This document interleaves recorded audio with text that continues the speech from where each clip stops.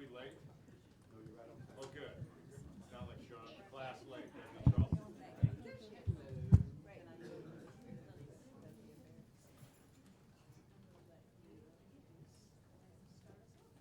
Great.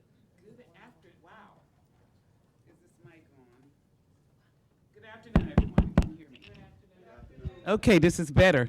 And I have no idea. I apologize for coming late. I have no idea why I was asked to introduce our Randy, because it's like introducing the Pope. I'm out of breath. We just finished an exhilarating conversation downstairs with Governor Bullock and Randy and some of our executive board members. And I don't want to take time away from this discussion with you. So I'm going to simply say the second Pope, the Pope to the labor union, the union's AFT, Randi Weingarten, who is the best, who just flew in. And as of course, Randi is running past DC at times. Whenever we know that she's in the area, we just try to rein her down to the ground to meet with us. So I'm not going to take time away because this discussion, and of course, I cannot say enough about the conversation we just finished with both of these two amazing people. So I'm going to turn the mic over to the second Pope for AFT, Randi Weingarten. Warrior!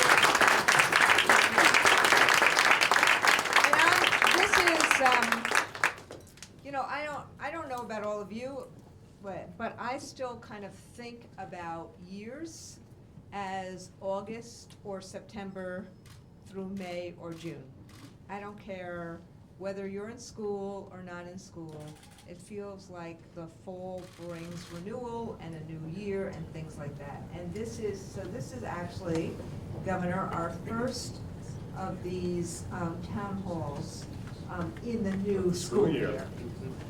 And I want to just spend a couple of minutes saying a couple of things about WTU and a couple of things about the process and a couple of things about Governor Bullock, who since most of you know, oh, thank you. Most of you know Liz and most of you know me. The governor is the one of us here that's running for president.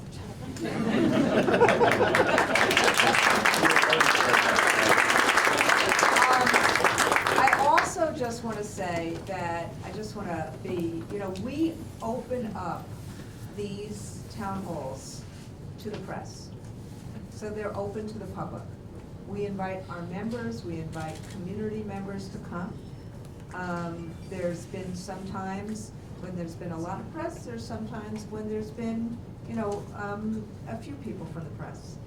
But the other thing you should know is when we are in Washington, since Washington is the center of so much political divisiveness, political operatives, I am told that we have, a couple of political operatives in the room, kind of sort of figuring out how to use Oppo research.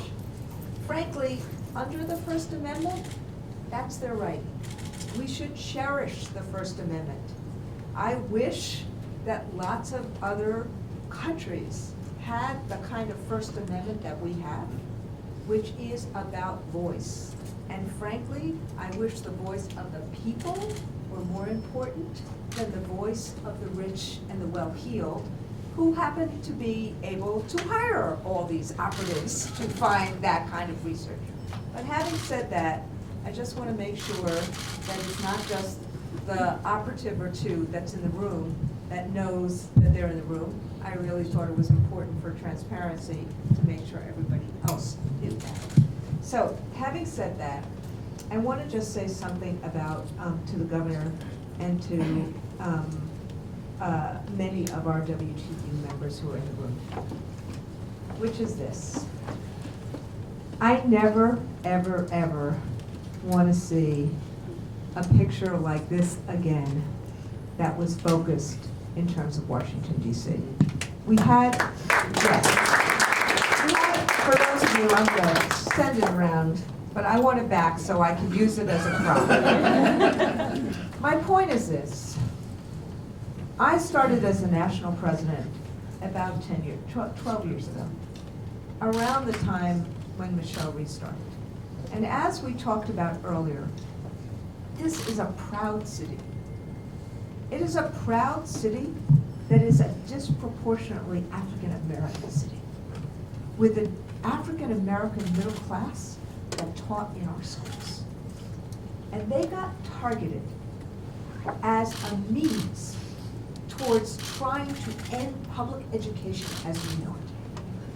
And some of that targeting was done by right-wing extremists, like the Betsy DeVos types, who hated public education. And some of that targeting was done by corporate Democrats, who thought that if you just shake teachers up, if you just told them what to do, if you just measured them by test scores, that all would be okay in the world. And they brought in people like Michelle Reed to try to do that. And we have had, in the last 10 years, many of which under this leader standing or sitting to my left. How do we repair that? How do we change that?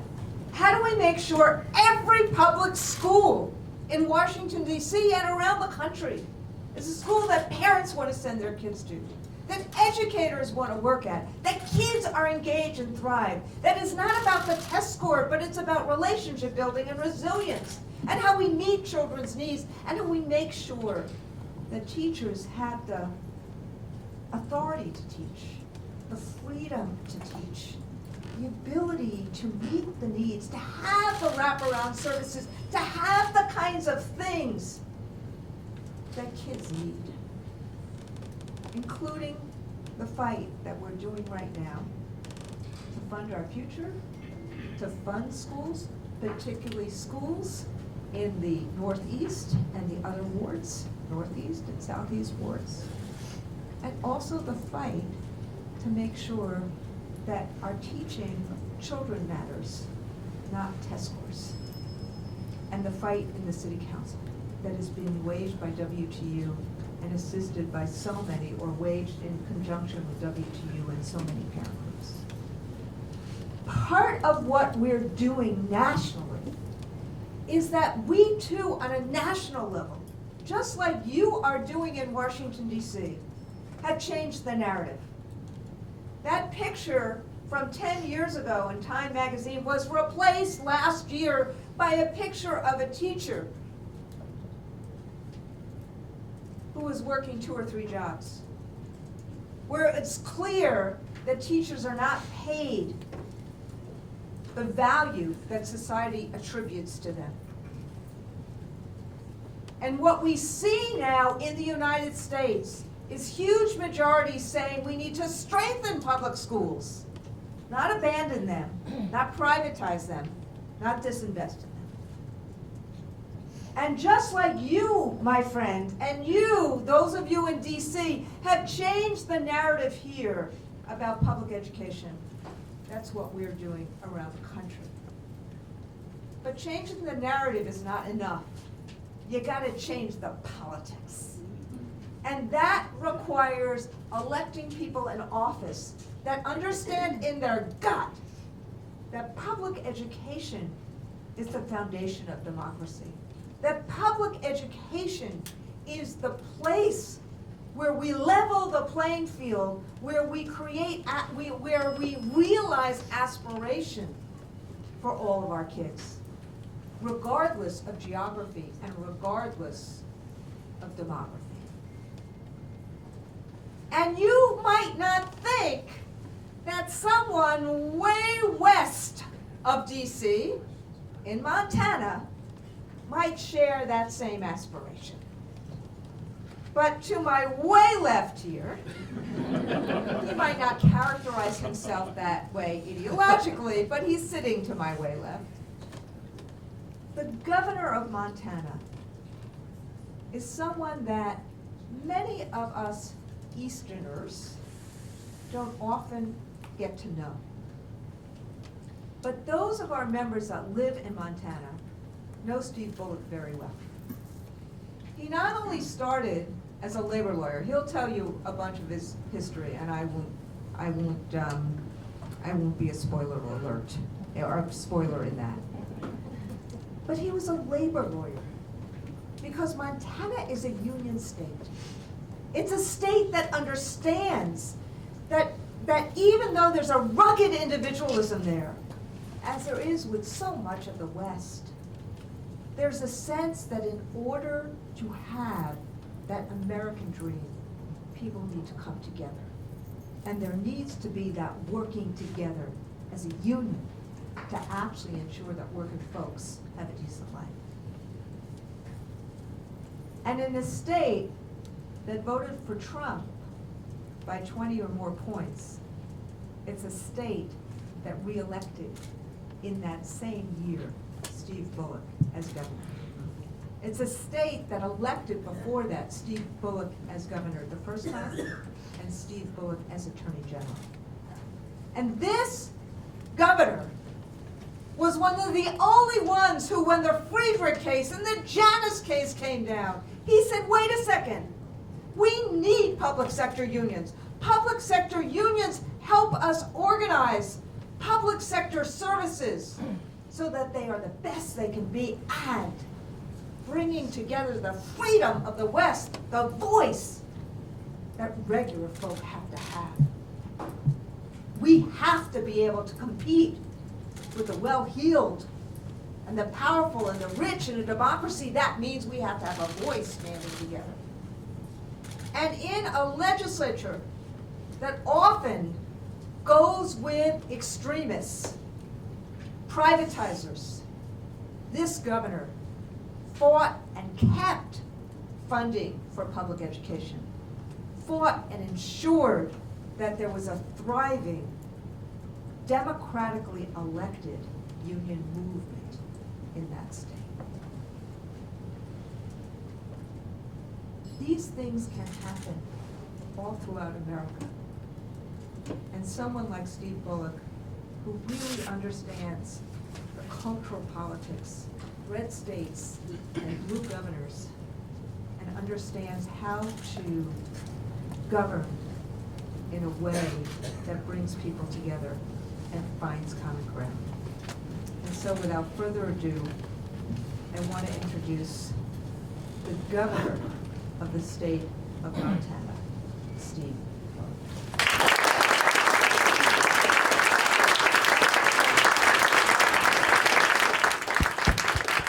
Should have just dropped the mic right there, Randy.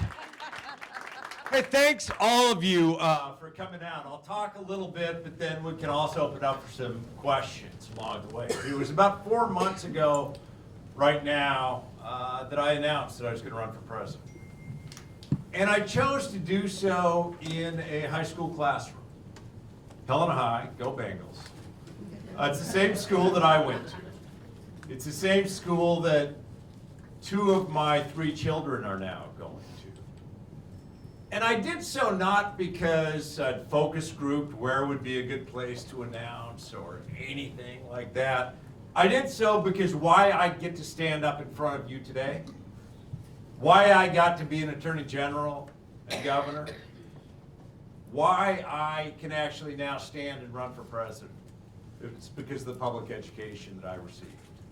I did so because if done right, you talk about it being the foundation of democracy. I talk about it as being one of the great equalizers. No matter who you're from, what zip code you're in, what you look like, who your parents are. Done right, it gives every one of us an opportunity to climb that ladder to success. A little bit of background, raised in a single parent household. It was paycheck to paycheck. I only knew there was a governor's house in town because I delivered newspapers to it as a kid. So I've made it literally like 4 blocks in life from where I was raised. Ended up, I wanted to go to University of Montana. That's where all my friends were going to. My mom found a college outside of Los Angeles that she thought would be good for me to apply to. So I applied to 2 schools and got into both of them. Went to college outside of Los Angeles, sight unseen. The idea of college visits were beyond my family's financial means.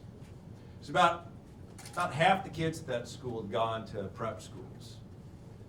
And it only took me about 6 months to recognize that they had nothing on me.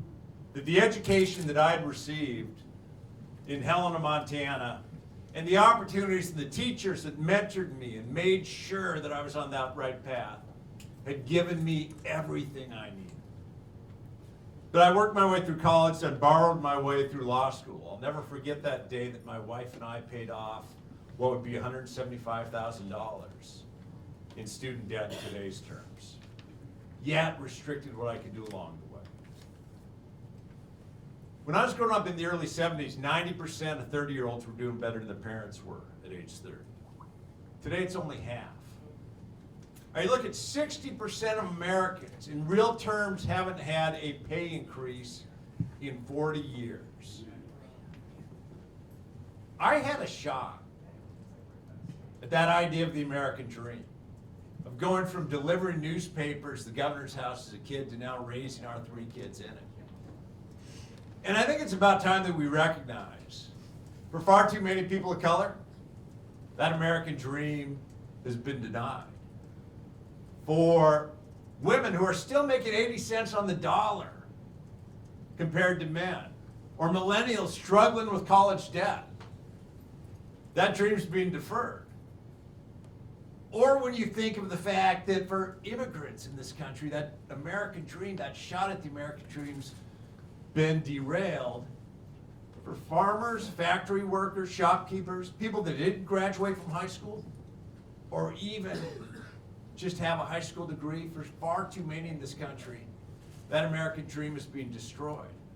So I look at this next election, it's about beating Donald Trump. But it's also about making sure that we have an economy and a political system that can work for all of us, to make sure you have that shot at what we always thought this country could be. First things first, we got to win. And anybody that thinks this is going to be an easy election, I'd love you to visit a lot of parts of the country that you might not see. Randi mentioned 2016, I was the only Democrat in the country to get reelected in a state where Donald Trump won. He took Montana by 20 points, I won by 4. 25 to 30% of my voters voted for Donald Trump. The path to an election and a victory next November, it doesn't just flow through the coasts. It also flows all throughout this country, places that we lost last time. I think we need a candidate that's going to be great in competing. Now, here's the one promise: never trust a politician. If I end up the nominee, I'm going to win Massachusetts, California, and Vermont. Probably even the District of Columbia. We've got to make sure whoever we nominate can not only win those places the Democrats always win, but also take back the Michigans, the Wisconsins, and the Pennsylvanias. Because this is about math at the end of the day. And as Randi mentioned, I've been able to do what I've done. I'm a pro-choice, pro-union, populist Democrat that's won 3 times in a red state, not by compromising our values, but by getting stuff done that matters to people. My legislature right now is 60% Republican. It's the best it's been the whole time I've been there. Yet we expanded health care for 10% of our population with Medicaid expansion. We made mental health and physical health parity along the way. Never forget, I'm running in 2016 for re-elect, and they said, "Oh, Bullock, you blew up the budget. It's huge now. You're spending so much more money." I said, "Well, there's about the same number of state employees, but 40% of all my increases went into our K-12 system.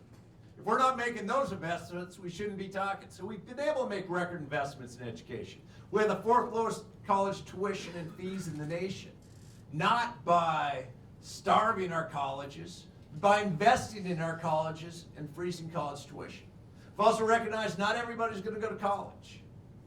So we've made our 2-year colleges and our tribal colleges about professionally recognized certificates and apprenticeships so people can climb that ladder in the middle class. More people are climbing the rate in Montana higher than any other state in the country. And we've kicked what I think holds us back in so many ways, and that's the corrupting influence of money in our system and dark money along the way. We've been able to kick that out of our state elections, which I might talk about.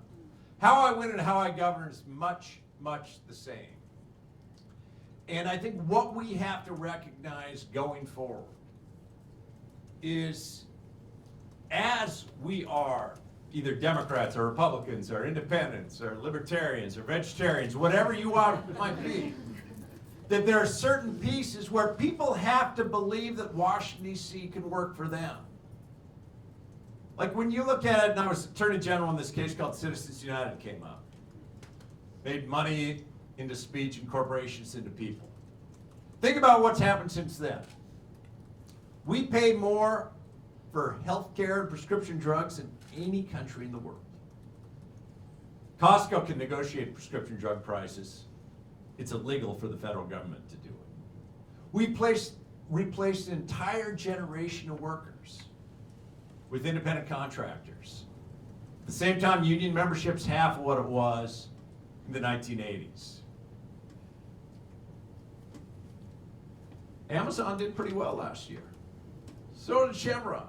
60 Fortune 500 companies paid zero in taxes. Whoever cleans up this place after us paid more.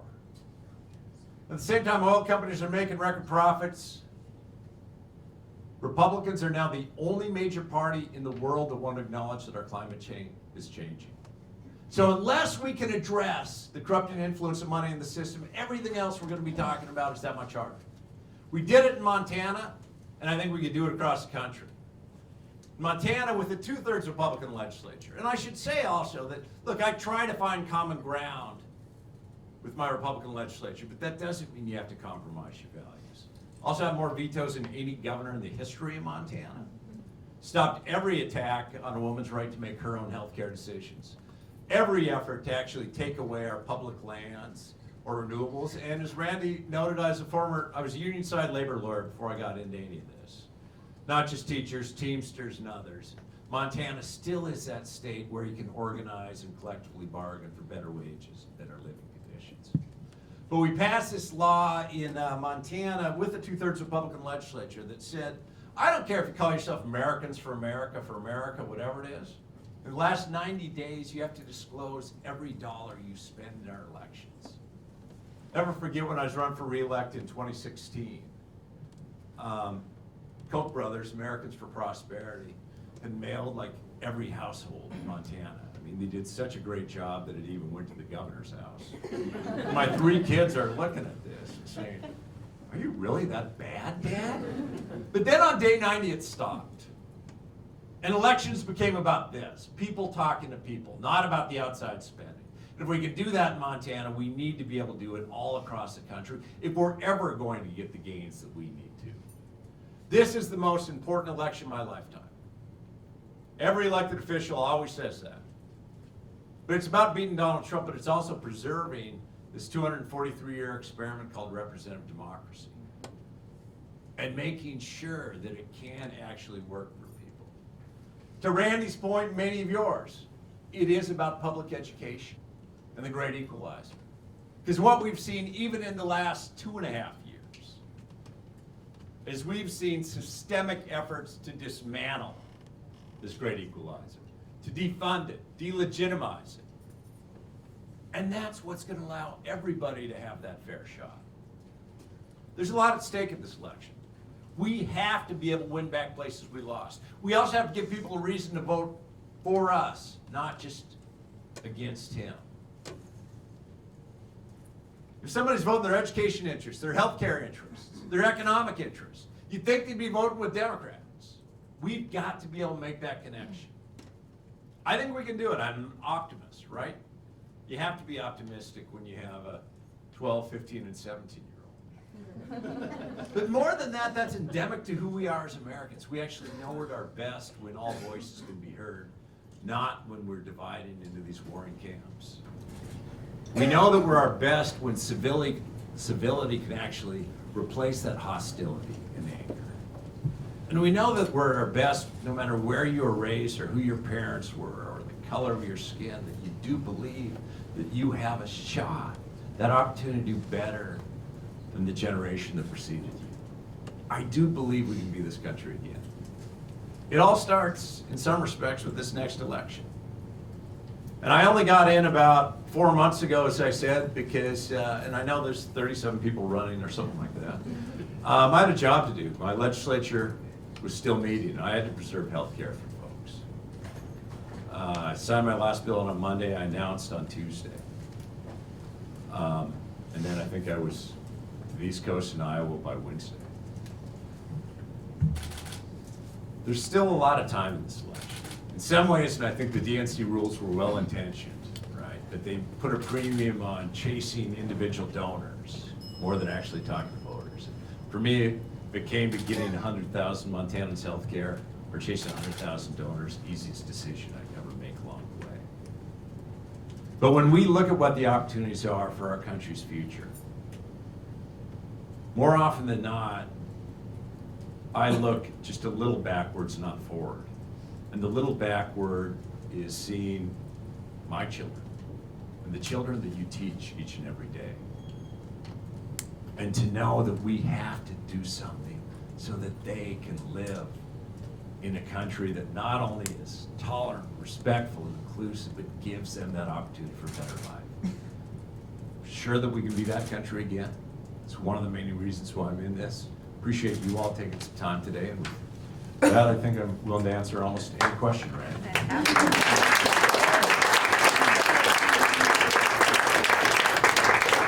Part of what I didn't do earlier is for those for whom this is your first town hall, which is probably many of you, what we have done in the last several is that this is all part of our endorsement process. And we fundamentally shifted the AFT endorsement process in February. Well, it was a unanimous vote of our executive council. The people who supported Bernie, the people who supported Hillary last time, kind of all came together. And the people who supported the third-party candidates don't disclose if they supported them anymore, so. But they all kind of came together and we said that let's actually think about how we engage in a post-Janus world for 2020, as opposed to let's rethink 2016. And so we thought that it was really important, just like in all of what we've done in this post-Janus environment for engagement, of how do we make sure members feel like they are really part of the process. So instead of having, the 37 or the 537 candidates, as I like to have said at that time, come to an executive council and have questions asked, we said, let's do this as town halls. And let's have the members actually ask candidates questions. Any question they want for, we would normally in an executive council do it for about 10, 15, 20 minutes. Let's have like a whole hour for each candidate. Let them, say whatever they want to say, talk to in a intimate gathering like this, and make sure that everyone in the world can see it on Facebook and Twitter, no pressure, and Instagram or any other social media vehicles, but that the people within the room can really ask the questions. And that's what's going to happen for the next, 25 minutes or so. We've done this in Lordstown with Bernie, in Albany with Tim Ryan, in Yonkers with Amy Klobuchar, in Miami with Beto O'Rourke, in Houston with Joe Biden, in Detroit with Kamala Harris, in Philly with Elizabeth Warren, and did I forget? What? Lordstown. Didn't I say Lordstown with Bernie? And so we've had, so this is like our 8th one of these town halls. We're gonna do one with Julian Castro in Nevada, and we will probably do one with Pete Buttigieg in the next month or so as well. But we really wanted to make sure that we had something locked in with, as you hear from the governor from Montana. This is one, I'm very agnostic right now, but as you can hear, this is one very special governor and who has been really gifted in figuring out how to govern based upon values of working folks. So let me open it up to questions from the audience, and I also have, as you know, we advertise this on, to our activists, so I have a whole bunch of questions from Twitter and from our other activists, but first and foremost, we want to open up to people in the audience. I'll go first. Okay.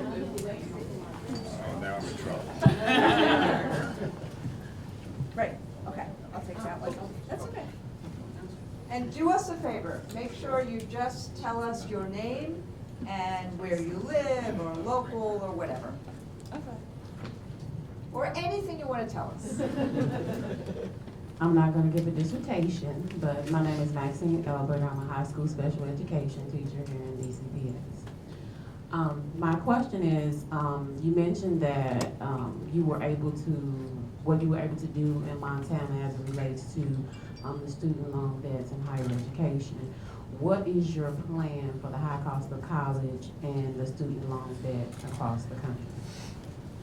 Thanks, Maxine. So the question was, right, you're at a point where student debt has doubled in the last decade, where folks are turning around and saying, how can I go forward given that almost unbearable amount of student debt that people have? I think that there are things that we can do to both make that debt load more bearable and then make higher education more affordable going forward. One thing that it's fairly amazing that about 90% of all student loans originate from the federal government, but the interest rates that people get charged along the way, and then it's never lowered when it goes down. So putting tight controls on that. Secondary, cracking down on the Trump universities and the fly-by-nights.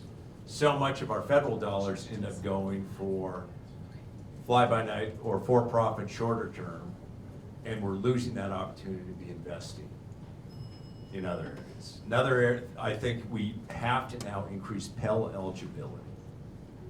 All of those, and both the loan repayment programs like the public service programs, which this administration is effectively not allowing at all, are steps that I think that we need to take along the way. Going forward in a couple other areas too, that not everybody's going to get a 4-year degree. And we've got to recognize that you don't even allow Pell eligibility or student loans for professionally recognized certificates and apprenticeships and programs that are shorter term. So we need to allow that so everybody can climb that ladder. I'm not one of them that says, let's get rid of all student debt.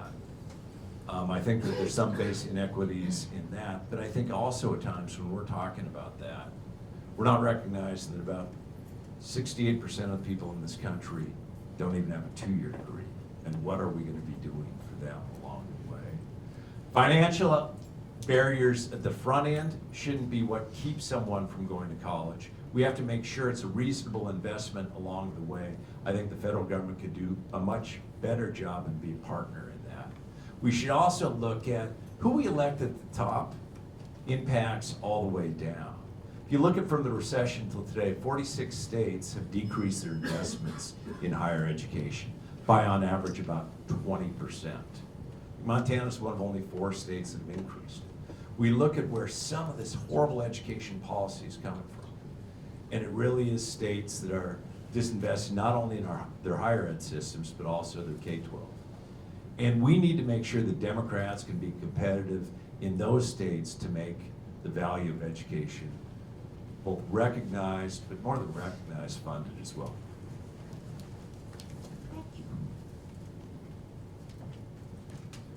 Governor, thank you for being here today and having this conversation. Here in Washington, D.C. are schools. Tell us your name. Joe Whedon. I'm a parent of a 9th grader and 7th grader here in the district, former representative on the D.C. State Board of Education. Our schools here in D.C. are more segregated today than they were when Brown v. Board of Education passed. We've seen growing gaps between white and black, rich and poor students. What's the federal role? What's your job as president in closing those opportunity gaps and ending the segregation of our schools? Yeah, and thanks for the question, Joe, because I think that there is a lot more that the federal government can do. I mean, I think what you've seen in some ways, especially in Washington, D.C., is when you privatize public education, when you privatize a public good, you're having the disinvestment from the public side into many of the communities that actually need the investments the most. And there shouldn't be that disparity from the beginning along the way. That every family, no matter what zip code they are in, would like to have a valuable and viable local community school, so you're not shipping someone all the way across the district. And I think at some point we've got to actually recognize that this administration has spent, we have about 51 million kids in our public system. We have 3 million in charter schools. Charter schools where there's no accountability to the taxpayer or the public along the way, and as a result, more and more we're seeing not great results coming out of these. So there is one piece that is that there ought to be transparency. How many of you work in a public school? It's pretty darn transparent what happens there. In addition to the budget, there's no transparency in the school privatization movement and the charter schools. I don't think we should continue to be investing in something if we don't even know that the results or the transparency's there. So the further expansion of charter schools makes no sense when the results haven't been there along the way. To the greater piece too, that and there are a couple of charter schools in Montana, right? But my rule has always been, first of all, you can innovate in the public system, and I see it each and every day. That also, if there are going to be any sort of alternative models, well, they have to have public oversight. You can't just turn around, especially as folks are making a lot of profit off our kids, and our kids aren't actually seeing better lives along the way. But then the other thing that I think that when you really deal with sort of the disparities in neighborhoods and the disparities where there's greater segregation, the federal government only pays less than 10% of our overall education system, right? Your K-12 system mostly comes from local, and that's the same. But what you can do is provide that carrot along the ways. Now, in some ways in the past, I think that they used that carrot poorly when they said, all right, we're going to be testing you every year to get your money. They used it properly when they said, we'll actually give you federal dollars to start publicly funded preschool programs. Because we know 90% of a child's brains develop before they even enter into kindergarten. If we're not taking care of that along the way, you're setting up a kid for a failure even before they enter into our public school system. And I think what you can do is use the carrot sort of as a race to the top, or others using the federal dollars to actually get rid of it, so that where there are the disparities in a classroom, in a community, an expectation that you'll actually be making those investments as your local school board in those communities. I think there's another piece that we also have to recognize too, that you're not going to end up with equality of opportunity just by quality of opportunity in our education system. Meaning at the same time when you're getting back the ability to build affordable housing or public housing in communities, when this isn't necessarily in the district, but when 20% of rural hospitals are at risk of closing. If you lose a hospital, either in a community or in a rural area, that town's gone. So we have to look at the overall base infrastructure along the way, which I think will help out a lot as well. Evening, Governor. Thank you for being here. My name is Jared Catapeno. I'm a 5th grade teacher at DC Public Schools, Washington Teachers Union Local 6. My question for you is about, if we can fast forward to Inauguration Day, won the election, what are you looking for in a Secretary of Education? What qualities you might be looking for? Because I think we're trying to look for a little bit of a shift. You think, Jared? Well, what are you doing in about 2 years? Yeah, look, the idea that you would have somebody that runs the Department of Education that's not an educator is foolish. It's absolutely foolish. So what I'm looking for is, first of all, somebody with the experience. 5th grade teachers are rough year, teaching. Bless you. With the experience of actually what education is all about, and building on the public education system, not actually trying to destroy it and dismantle it. So that's number one. And number two really is somebody that will go in recognizing that, what I said at the start, I truly believe public education can be the great equalizer. And the federal government's not gonna do everything, but the federal government has that obligation and that opportunity to try to turn around and say, how do you make that real for every community, urban and rural, in this country? And then I think you do turn around also, and yet I would want I'll be darned if my Secretary of Education should actually be advocating for education, not trying to dismantle it. Because I think that there are other things, and even as we started talking about college affordability, I mean, there's more that we ought to be able to do to incentivize, like the notion, like if an employer wants to help pay off your student loans, well, it's taxable to the employee. Get rid of that and allow a tax credit for employers to help out as well. Other things like that. But there's also then when we look at, I want my Secretary of Education to be an advocate for increasing funding at the federal level. Recognize we're not going to be able to do everything, but if you even doubled the current investment in our K-12 system at the federal level, well, vast majority of that goes to Title I. You will change the opportunities for lower income families, kids, and schools. There's money that can go into mental health, because right now as a fifth grader, we don't want you just to teach. We're actually asking you to take care of everything in wraparound services. We have to be able to make those investments as well. And I do, and, you know, here's the federal government will provide everything. I've said two things, one of which I think that we should have universal access, or the federal government should pay for 2-year colleges for everyone. But the other thing is that I would want you to advocate to make it so that in addition to all we're investing in our K-12 system and actually keeping public education public, we need to get to the point where every child that wants it, or every family, that we do have universal access to a quality pre-K program. I'm going to take one of the questions from the Twitter sphere, or from the Facebook sphere. Is it, Asher, was it the Twitter or the Facebook sphere or the e-activist sphere? This was e-activist. E-activists. So these are people from around the country who actually have been the ones who, you know, call legislators and actually knock on doors and things like that. And we give people an opportunity each time we have a town hall to say to them, do you want to ask a question? So, Julie McShane from Forest Park, Illinois, asked 3 questions, one of which you've answered already, which is, what is your position on charter schools? And a second I think you've also answered, which is, will you commit to fully funding K-12 public education? And a third is, will you work to support less standardized testing in classrooms? Yeah. Thanks, Julie, wherever you are. Julie, thank you. Thanks for joining us, Julie. But also thank you for Julie and all of you for, to your point, the Activist Network, the individuals that actually make the phone calls along the way and talk to legislators, both at the state and the federal level. Like, I begin with this basic presumption that most people's lives are too busy or frantic to listen to even a presidential candidate, right? They're trying to get by. When 44% of Americans wouldn't have $400 in their pocket in case their car broke down or medical emergency.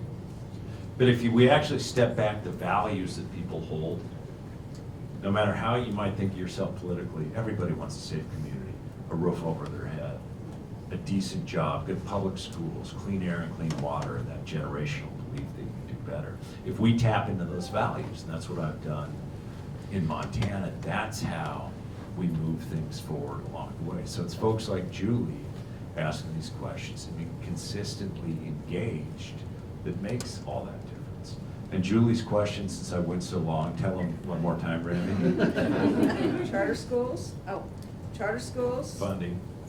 Education, and will you work to support less standardized testing in classrooms? And the answer on door number 3 is yes. Like, look, we all want to make sure that the investment that we're making in our public education is something that taxpayers are paying for, and we want to see growth in our children along the way, in preparation. But the idea that, and thus, when my 3rd grader, now, my youngest is in 7th grade, but when I looked at just the degree of testing all along, that's not how you assess a teacher, and that's not how you assess an overall education system. So that's where, when I said, here's what the federal government was incentivizing for a while, it was all about, we were putting more and more testing. And you as educators know that you're spending all of your time toward a standardized test, not for child growth. So I would roll back testing substantially. Now I see the governor's people were covering, so I'm going to do 2 more questions. I'd like one. Okay. Uh-oh. Okay, 1 and 2. I don't know if Julie got the governor's bio, but we did have a chance to review it. And of course, my question, I don't need this mic. My question Yeah, I is. think you do. I do? You All do right. for the video. Yeah, okay. It's obvious that your education platform proposed school choice and vouchers, and I was happy to see that. I'm just curious, because it drains the public dollars from our public school system, locally and nationally. And to Joe's comments, it has literally led to the resegregation of schools across the nation. In DC, it's triple segregation.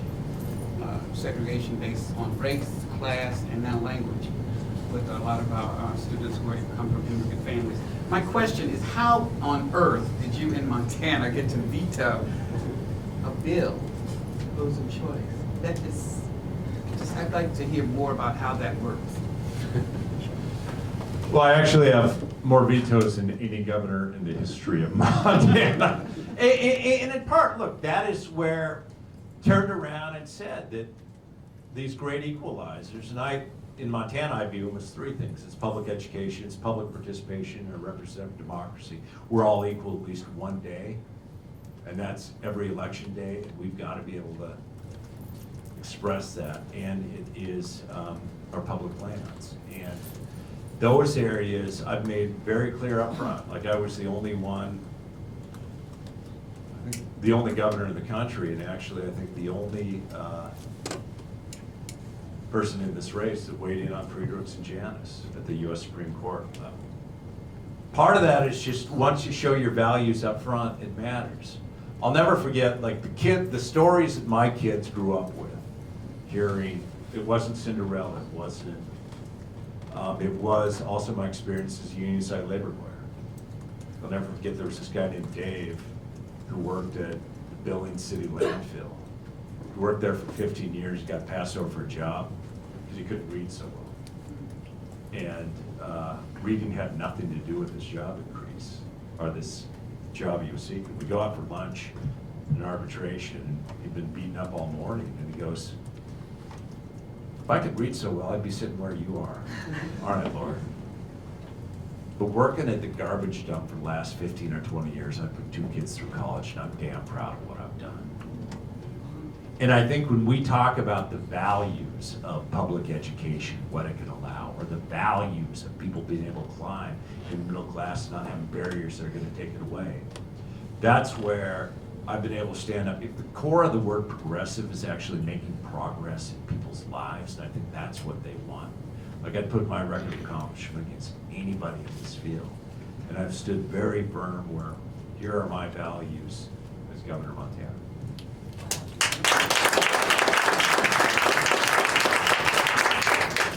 Hi, my name is Stephen Gribno, and for the last 5 years, I taught right up the road here at Dunbar High School, the first African-American public high school in the United States. I absolutely loved that job, took care of the kids every day, and over the last 5 years, I was the 3rd most tenured teacher there because we have constantly, turnover and churn, but I wanted to be there for the kids.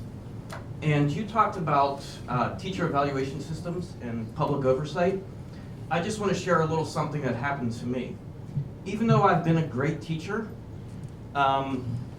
this vestige of Michelle Rhee, the impact system, I was impacted or fired from my job, and the administrators didn't even observe me.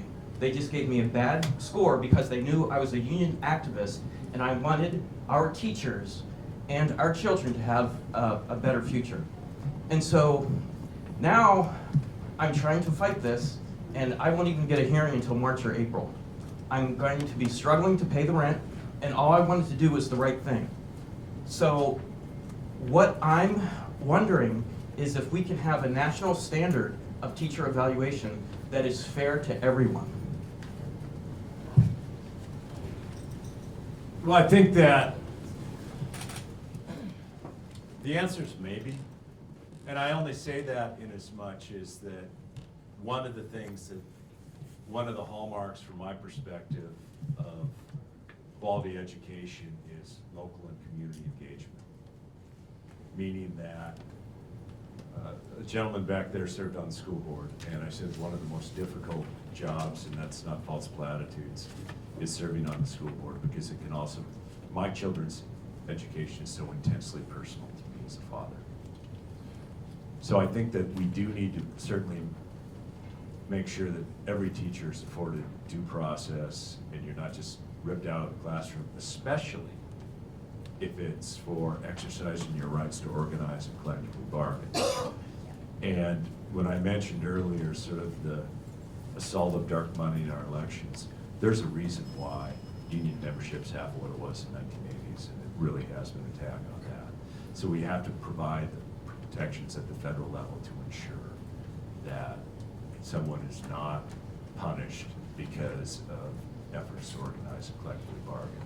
And then we do have to figure out more objective, to the extent you can have objective criteria in a very subjective world, and the subjective world is making sure every little one has the opportunity to grow to their best potential. And one of the things we are fighting for right now is what's called the PRO Act and the Public Sector Bargaining Act, so that every state, and including the District of Columbia, which should be a state, has that kind of bottom line protection against retaliation for the work that one does, and to try to help others, whether that work is through some other associational concerted action or through a union's concerted action.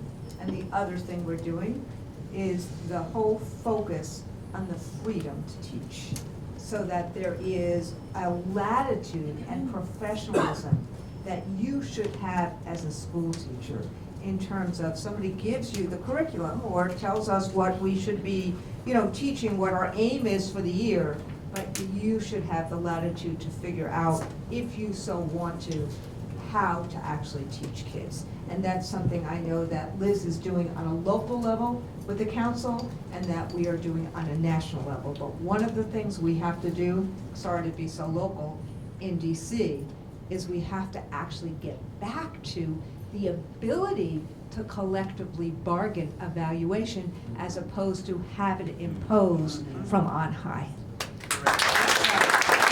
I want to just say thank you to Governor Bullock. I think you understand why he's running for president, and the kind of very focused way of saying, how do we lift all boats, and how do we ensure that real people have that voice, not just one day a year, but every day, every year. And so I want to, on behalf of this town hall, and not only the people in this room, but the 1.7 million members we represent, nurses and teachers and correction officers and bus drivers and PTs and OTs and social workers and psychologists and all sorts of other people, from the people who watch the water in your state and make sure that it is clean. We want to say thank you for being with us today. We want to say Godspeed to you. We know that it's an uphill battle, and we really, really are appreciative that you spent time with us today. And we want to say thank you for the work you have done as a public employee, as a public servant, fighting to make a difference in the lives not only of Montanans, but the lives of Americans across our country. Thank you very much.